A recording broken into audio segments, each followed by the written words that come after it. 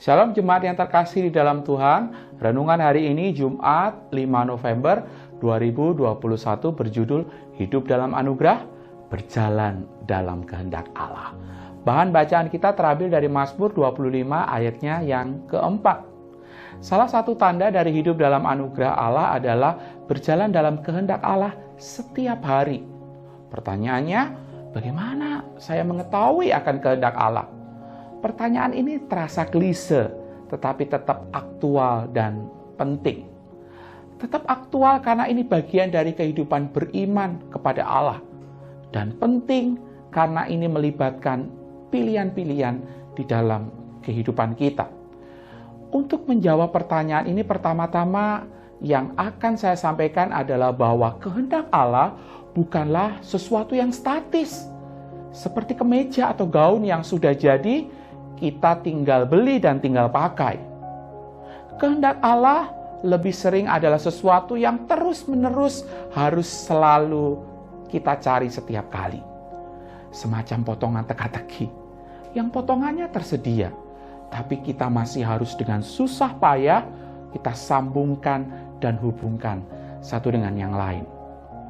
Kadang-kadang bisa keliru.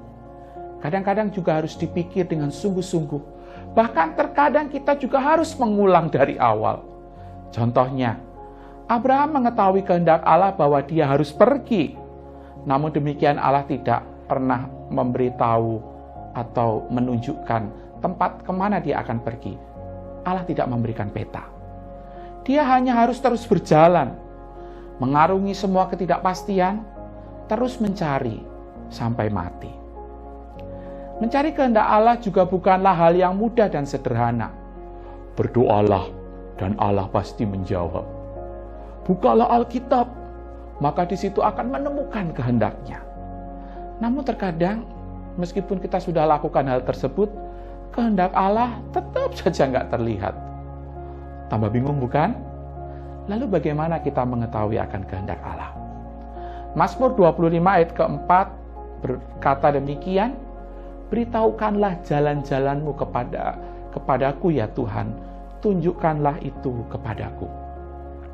Ayat ini kiranya menjadi doa yang kita naikkan setiap saat di dalam perjalanan hidup kita mencari dan memahami kehendak Allah yang memang gampang-gampang susah. Saat kita harus mengambil keputusan pribadi, kiranya keputusan tersebut harus kita ambil, kita mulai dengan kita berdoa. Kita putuskan apakah sesuai dengan kehendaknya, mencerminkan akan kehendaknya dan tidak bertentangan dengan firman Tuhan, dipikirkan dengan cermat, dipikirkan dengan penuh hikmat, dan mempertimbangkan segala faktor, serta memikirkan bagaimana Kristus ditinggikan, dan pada akhirnya semua yang kita lakukan akan kita pertanggungjawabkan di hadapan Tuhan.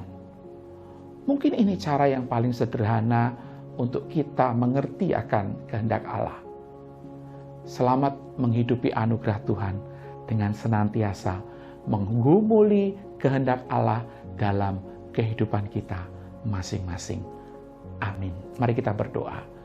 Ya Tuhan, berikan kepada kami kepekaan, berikan kepada kami hikmat, berikan kepada kami segala hal yang membuat kami makin mengerti dan memahami apa yang menjadi kehendak-Mu atas seluruh kehidupan kami, dan juga berikan kepada kami kerelaan untuk tetap terus berjalan bersama-sama dengan Engkau setiap hari di dalam kehidupan kami.